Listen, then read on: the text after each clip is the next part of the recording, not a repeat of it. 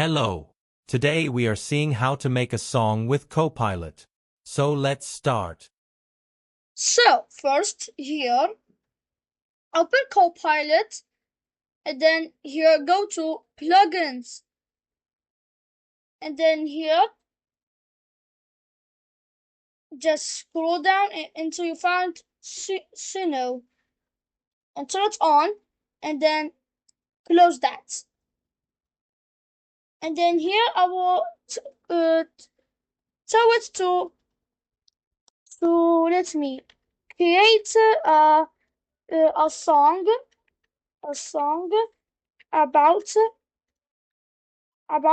the YouTube channel Windows 10 Master Heron.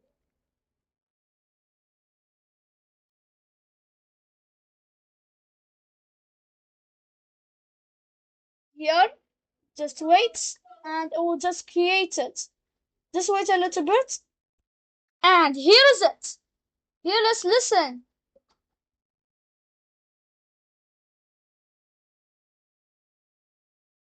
Very great. And here you can download it, or you can just share it.